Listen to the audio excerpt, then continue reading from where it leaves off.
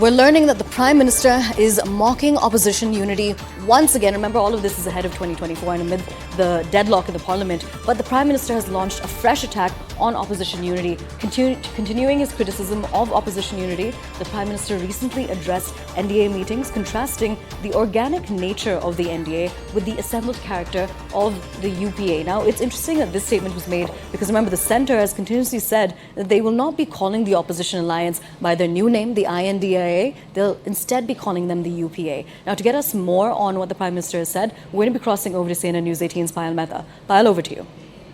Aisha, yesterday the Prime Minister held a meeting of the NDA MPs from the Northeast, and he said that, the NDA has stood the test of time, but unlike them, the UPA, which is of course the alliance that you currently see they're trying to cobble together, is an alliance which is like an assembled unit.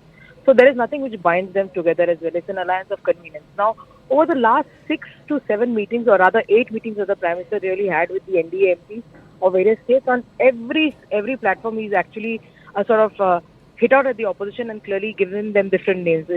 He also said that they are Ghamandiya in nature. They shouldn't be called India, but they should be called Ghamandiya because they're so arrogant in themselves as well.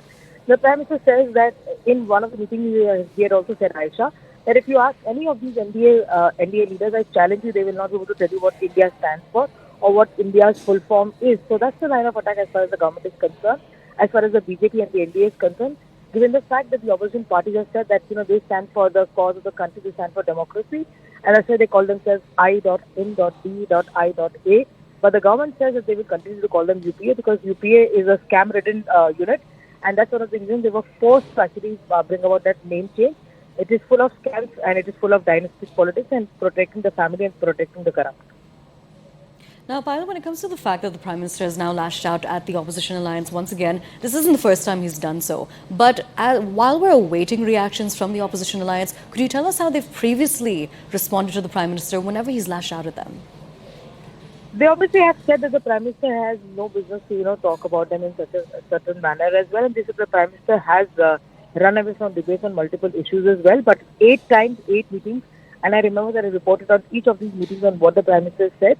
The Prime Minister has spoken about the unity, saying that it is not natural in nature. It is, of course, an alliance of convenience, and that is what the line of attack of the Home Minister yesterday was. The Home Minister challenged the Congress Party to express their stand as far as Aam Aadmi Party is concerned, given the fact that the Aam Aadmi Party has occupied the space that was conceded by the Congress.